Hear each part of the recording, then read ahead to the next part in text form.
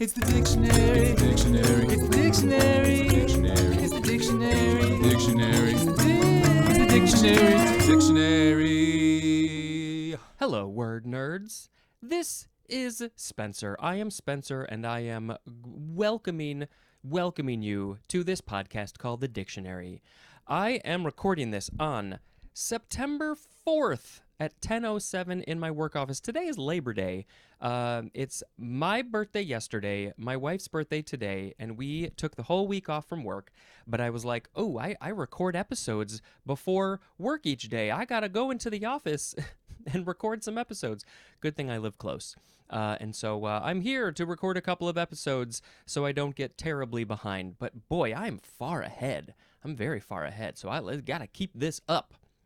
As usual, you can go to Patreon if you give me just a little bit of a $5 a month, not a little bit, just an actual $5 a month. That'll get you early episodes plus the video of my face, and I'm staring at you into the camera right now. Ooh, and I can also show you. I hurt my fingers this morning. I'm clumsy. That's what happened. Let's talk about the first word in this episode. It's elevator music. 2 words, noun from 1963. It is instrumental arrangements of popular songs, often piped in. Where? Piped in. As to an elevator or retail store. So we call it elevator music because we often hear it in elevators, but also retail stores. I feel like elevator music has changed. First of all, I don't think a lot of elevators are playing music anymore. I don't know. I just feel like they're just silent for some reason. Why do we need music? Because you're standing in a little box with strangers and it just gives you something to distract so you don't have to talk to them? But then retail stores, as time has gone on and we've got things like, streaming music services, I think, radio's been around for a while. I think they're just playing music that way. Not usually elevator music. But what? So what is elevator music? What is it exactly? It says it's instrumental arrangements of popular music. So, why? Do we not want to hear the lyrics? Maybe they can't license the actual music, so they have to do instrumental covers. And of course, what is the typical standard piece of elevator music we all think of? For some reason, it's the girl from Ipanema. I don't know why. What is it about this song that this is the first one that people think of? I mean, it's the first one I think of. I'm going to assume that you're just like me in every possible way, so this is the first one you think of too. Maybe I'll put a link in the show notes for, sort of popular, standard, typical elevator music. Da da da da da da da da da. All right, that's going to be the sound effect today. We are going to move on to the word 11. It's 11. E-L-E-V-E-N. Every other letter is an E. Noun from before the 12th century. Number 1, go see the number table. Go see all the numbers in the number table. The way I said 11 at the first part of this section was it's kind of how Oogie Boogie says it in The Nightmare Before Christmas. At the end of the movie, he rolls snake eyes. He's like a big gambling guy. Oogie, he gambles all the time. And he rolls snake eyes, I think. And then he smacks the table because he's a big cheater too. And then he gets 11 and he says, 11. Something like that. It's just what I think of. And of course now, these days, we also think of Stranger Things when we think of the word 11. What other things can you think about? What other things do you think about when you think about the word 11? Go ahead and email me. Okay, number 2 for 11 is the 11th in a set or series. You call it 11. You don't say 11th. The 11th is the 11th, but you don't call it 11th, you call it 11. 3, something having 11 units or members, especially a football team. I guess a football team has 11. I don't follow football enough to know that it has 11 people in it. I mean, the team has a lot more than 11, but I guess there's only 11 that play. So wait a minute. Do you call the team 11? I don't know. There's something. How do you use that in context with a football team? 11 is an adjective. It is also a pronoun, which is plural in construction, and 11th is an adjective or a noun. The etymology says this is from the Middle English en-leven. So I guess, yeah, there was an N, E-N, leven. That is from the Old English endliophon, which is from the prefix end, which looks like it's an alternative of an, which means one. So the first part, end, means one. And then liophon doesn't say what that means, but it's akin to the Old English leon, which means to lend. Lending? And there's more at the words one and loan. And I think I have a sneeze. No. Boy, that's irritating. So loaning, lending a one. Lend. I don't know how that became. You'd think it would be like, you'd think that the word 10 would be in there somewhere. 1 and 10 is 11. I don't know.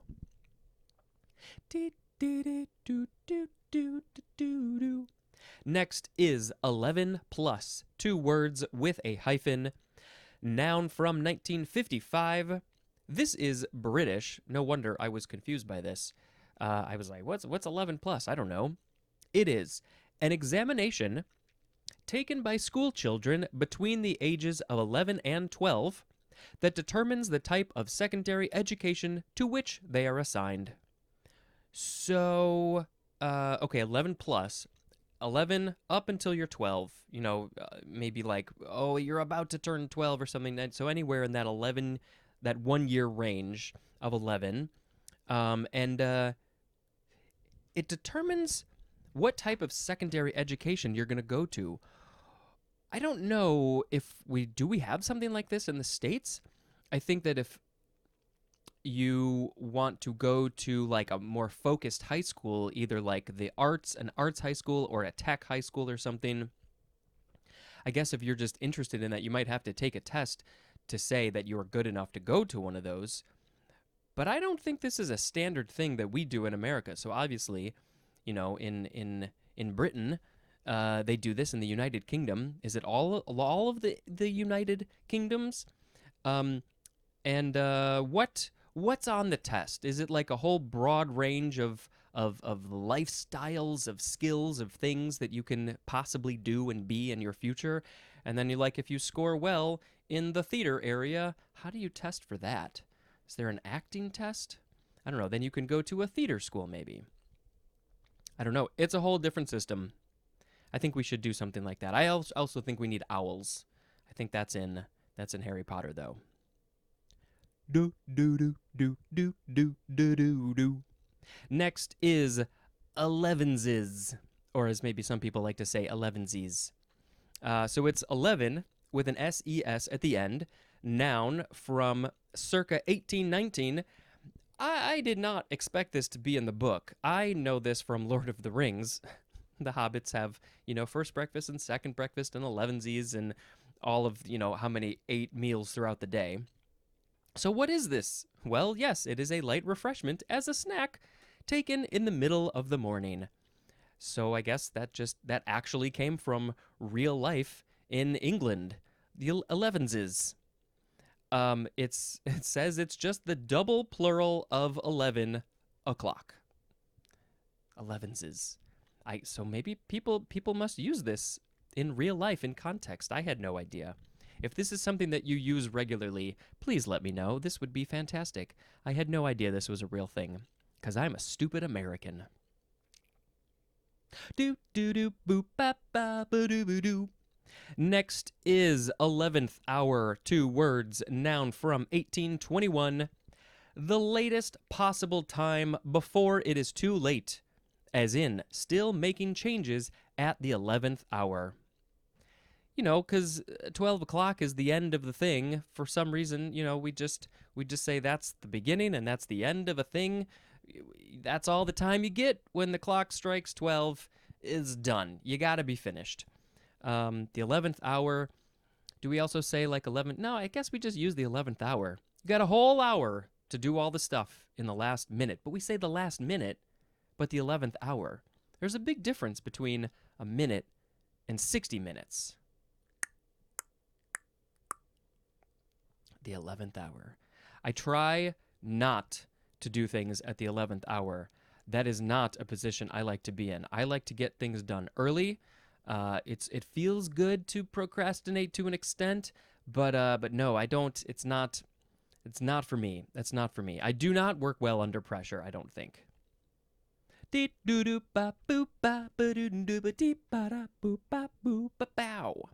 Next is Elevan. Elevan. It sounds like the fanciest way to say the word 11. Yes, it is Elevan clock. It is spelled E-L-E-V-O-N. Noun from 1944. This is an airplane control surface that combines the functions of elevator and aileron. Okay, instead of looking back in the book, I'm just going to use the handy dandy computer in front of me to see what is aileron. It is a hinge surface in the trailing edge of an airplane used to control lateral balance. And there is a picture. Oh, there's lots of pictures. Let's see. These are all ailerons? Elevator? Okay, so the elevator on the plane is, there's the tail in the back of the plane, and it's got two horizontal fins in the back, and the flap on the back of those fins, that is the elevator. It says it can change pitch up and down, so if you flap those, if you flap those, it's going to make the plane go up or down. But then the similar thing on the big wings, there's the ones further out to the edge. Those are called the aileron, and those change roll. So I guess if you do one, you might tip to one side, and if you do the other one, you're going to tip to the other side. So it's kind of like up and down, but it's maybe one at a time. Okay, so aileron, an elevator, and this control surface is called the elevan because it is a combination of elevator and aileron.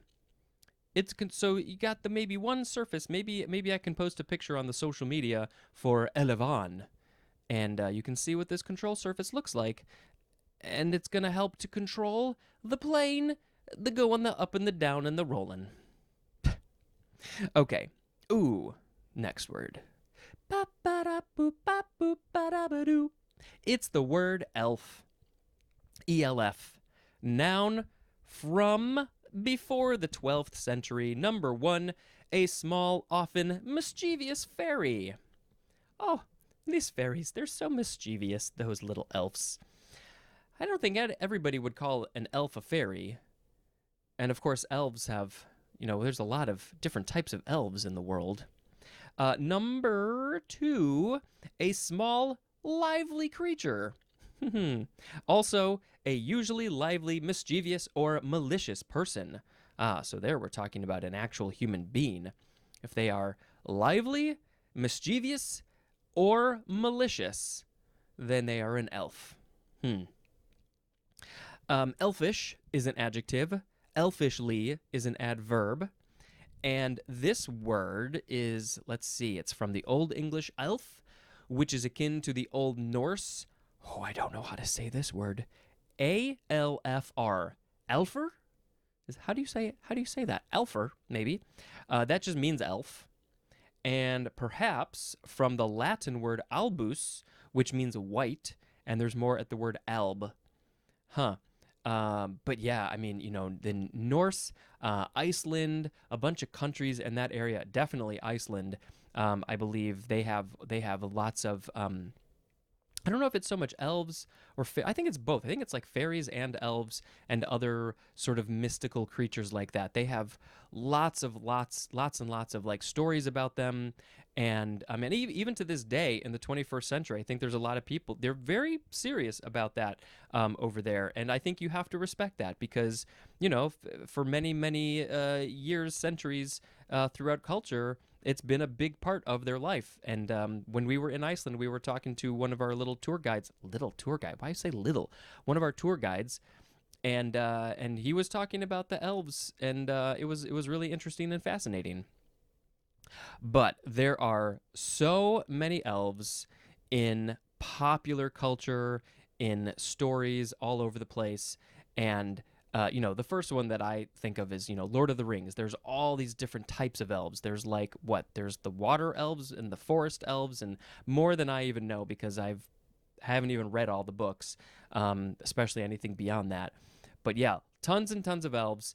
And of course, I have to mention the very, very silly Will Ferrell movie Elf, which, I think it's like 20 years old now, but it's a classic. It's a Christmas classic.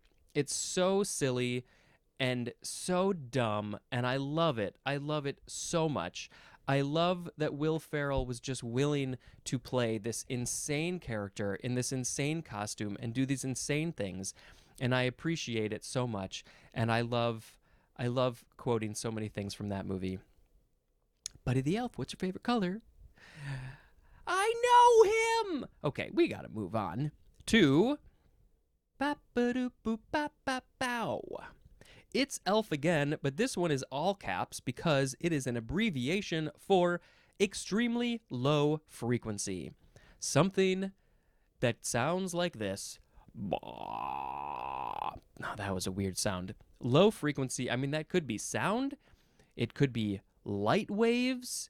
It could be something that's just not happening very often. This podcast is not Elf. It's not extremely low frequency. It's extremely high frequency. It's F. EHF. I don't know where they use this, in what context. Da da da boop ba ba bow. The next word is elfin. ELFIN. Adjective from 1590.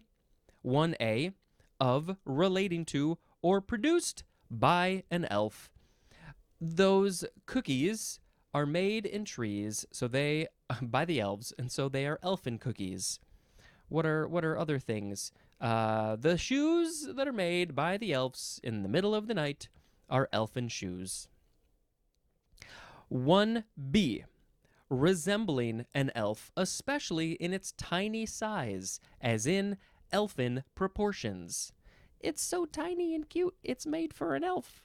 I mean, some elves are full size, aren't they? 2. Having an otherworldly or magical quality or charm. Ooh, it's like an elf, but not specifically related to an elf, just otherworldly and magical and mystical. It's elfin. Yep, it's just a form of the word elf.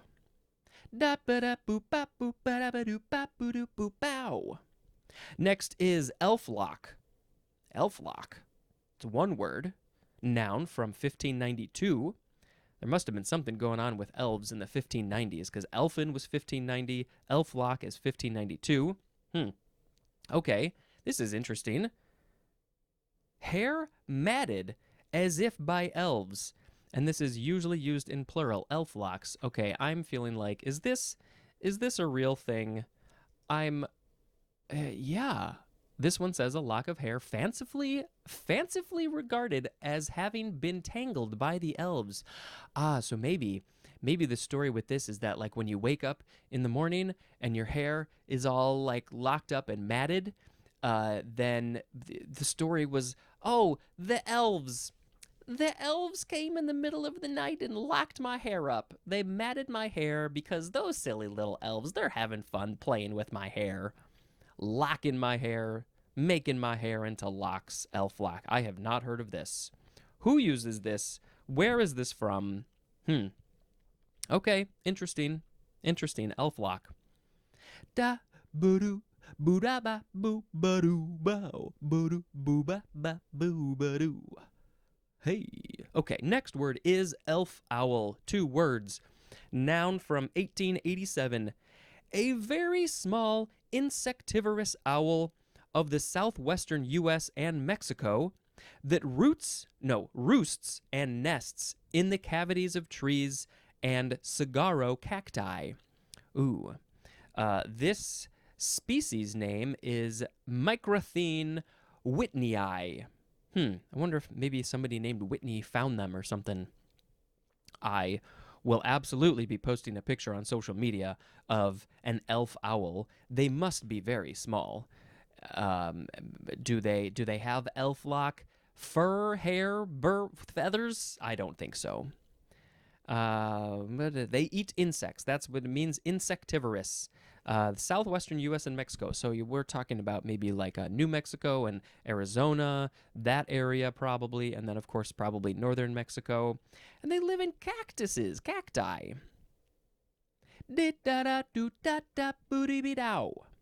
Next is El High. Hi! El High. ELHI.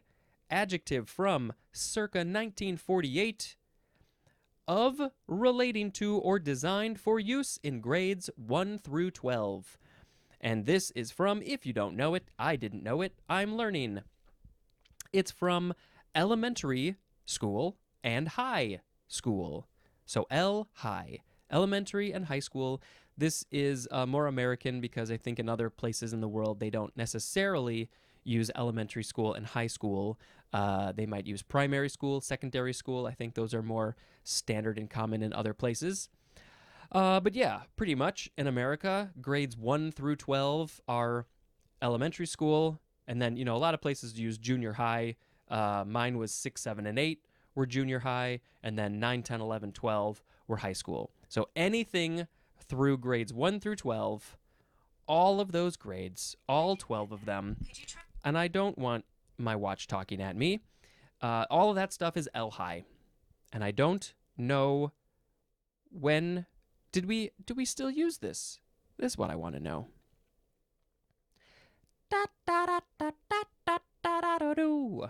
Next is Eli. Capital E, L-I. Noun from the 14th century. This is a judge and priest of Israel who, according to the account in 1 Samuel, is that probably the first book of Samuel in the Bible or something, was entrusted with the care of the boy Samuel. So Samuel was a boy, and somebody gave little young Samuel to Eli. Here, Eli, we are entrusting you to care for the boy Samuel. And we trust you because you are a judge and priest. And obviously, judges and priests are absolutely to be trusted. I don't know anything about Eli, but I hope that he could be trusted, because I have not read the Bible. It's a Hebrew name, Eli, or it's pronounced something like that.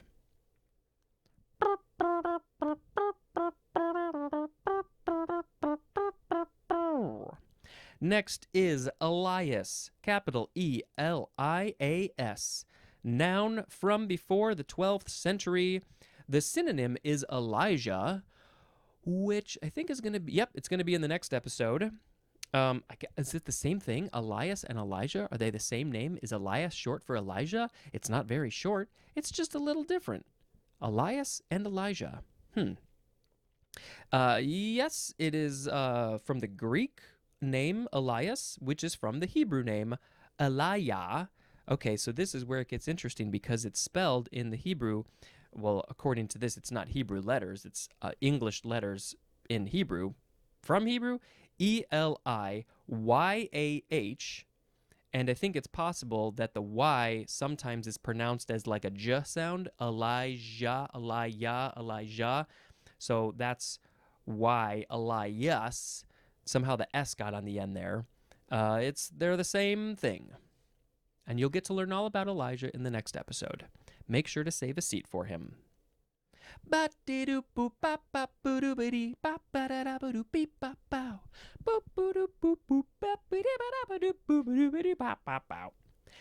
is illicit. E-L-I-C-I-T. This is a verb. I think it is just a transitive verb from 1605. 1. To draw forth or bring out. And what are you bringing out or drawing forth? It is, or could be, something latent or potential. As in, hypnotism elicited his hidden fears. His fears were hidden. They were latent or potential. He had potential fears, latent. He didn't even know about them. They were hidden deep down in his psyche, in his brain, in his mind, in his thoughts. Maybe he didn't even know about them. Or maybe he just never talked about them. But he was hypnotized, and his hidden fears came out. They were elicited. They were pulled out for all to see. 2, for elicit. To call forth or draw out, as information or a response, as in, her remarks elicited cheers. Everybody was so happy with her remarks. The cheers were pulled out of the people's faces and mouths. That's how it works. Okay, so there is a synonym for this word, which is educe, E-D-U-C-E. Elicitation is a noun. Elicitor is also a noun. And the etymology says that this is from the Latin verb elicere, which is from the E prefix, plus lacere, which means to allure. So I guess when you put the E at the front, it probably means out. So you were alluring something out. You were pulling it like a fishing lure. I'm going to elicit some positive reviews from you people. Go ahead and write some reviews. I am hypnotizing you. You are sleepy, very, very sleepy, and it's nappy time. And then when you wake up from your nap, you will write a 5-star review that I'm going to elicit out of you. Da da da do da da da da do do. The next word is elide. E-L-I-D-E. This one is also a transitive verb from 1796, 1a, to suppress or alter as a vowel or syllable by elision. And I think elision, yes, that will be in the next episode. So it's a little bit weird because we got elision with an S and elide with a D. So there's a big gap alphabetically there. So to suppress or alter by elision, but we're talking about a vowel or a syllable. So like, I'm trying to think of an example. If you suppress, like maybe the word ever, E-V-E-R, in poetry, sometimes you drop that V, that syllable, to make it fit the syllables that you want in prose. And so maybe in that context, you would be eliding the V, that syllable. So then it becomes air or something like that. Air, ever. Yeah, that might make sense. 1B, to strike out as a written word. So when you are typing something up and you want to strike it out on your computer, you're getting rid of it, you're eliding it. It's all about removing something. 2A, to leave out of consideration. Nope, sorry, we are not going to consider that anymore. Elide it. Elide it out of here. The synonym there is the word omit. 2B, synonyms are curtail and abridge. Curtail, abridge, yeah, it's all about shortening a thing, removing a thing, getting rid of it, cutting corners. Hua, hua, hua. Elide. Okay, so this word is from the Latin verb elidere, which means to strike out, which is from the E prefix plus lidere, which means, okay, to injure by striking. Lidere. That means to injure by striking. So if you strike somebody and you injure them, that's lidere. I don't remember. You strike, you injure by striking. Lidas. I don't remember how to conjugate those things. But yeah, okay. And then you add the E and it becomes to strike out. Maybe you're boxing and you strike somebody and you injure them, but you strike them so much that they are knocked out. They're struck out of the equation, out of the ring with you, and you have been elided with elision. Okay, that was an interesting one. I didn't expect to hear injury in that aspect of things. The last word, Ba ba da ba ba ba ba do do ba boo doo boo ba ba bow. The girl from Ipanema is singing a song, and I don't know all the words to it. This word is eligible. Eligible. Adjective from the 15th century. 1a. Qualified to participate or be chosen, as in eligible to retire. When you get to be a certain age, or maybe you got enough money, you are eligible to retire because you are qualified to participate in retiring. I would like to participate in retiring, please. How do I do that? How do I become eligible for retiration? I don't know if that's a word. Let's see. 1b. Permitted under football rules to catch a forward pass. Yeah, I don't know all the specifics, but they say they threw to an ineligible receiver or something like that. I don't know what makes somebody eligible or not, but they are either basically allowed or not allowed to catch a pass, but depending on what they did, where they came from, lots of things. Number 2, worthy of being chosen, as in an eligible young bachelor. This young bachelor is so worthy, you will want to choose him because he is worthy of your time. What makes him worthy? I don't know. That's just what society says. He is an eligible young bachelor. Eligibility is a noun, eligible is a noun, and eligibly, that is an adverb. Can you do something in an eligible way? Eligibly. Legibly. This word is from the Latin verb elegere, which means to choose, and there's more at the word elect. So it's all about choice, just like everything.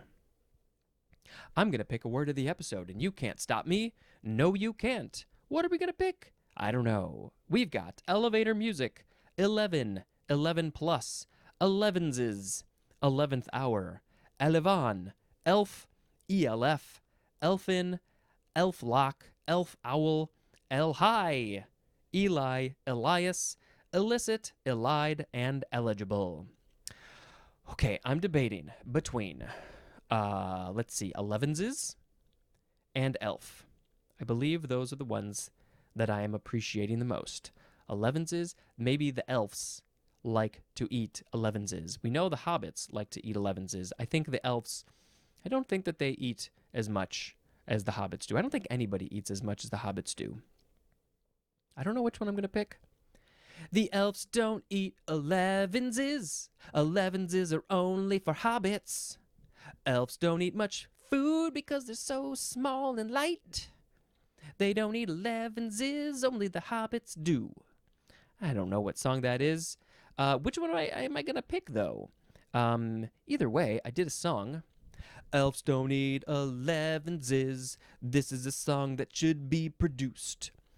Let's see, elf or 11s. I kind of just want to pick elf, maybe. Elf. Yeah, I just sang a song. Elf. Elves are great. Elves, I think, is that the plural? Yes, ELVES is the plural. Elves. Go watch the movie Elf. I don't know. This is probably like late October or November when this episode is being aired, so it's definitely, close enough to Christmas. You can watch it if you want. If you don't like the movie, that's okay, but I like a lot of things about it. I love the stop motion animation. I love the practical effects, the forced perspective, the sets, the sugar, and all of just the very silly things. Yeah, that's it. Do I need to talk about another movie I watched? Let's bring up that list real quick. Let's see. Ooh, where did we leave off? I think I said, did I say The Gift? Don't remember if I did. I'll say a couple. I said The Gift. I hadn't seen it. It's from 2000. It was a very serious movie. The Gift has to do with somebody who sort of has like a psychic ability. That's worth a watch. Fantastic cast and acting. Oh, and then The Fisher King. Hadn't seen this one for a long time. This is a Terry Gilliam movie. So if you know his stuff, you know it's got a bit of an odd edge to it. Not as weird as some of his other movies. But yeah, Robin Williams, Jeff Bridges, fantastic actors and acting, and very strange and weird, and I like it. I like the weird stuff. Okay, that's going to be the end of this episode. Thank you very much for listening and watching, and this has been Spencer dispensing information. Goodbye.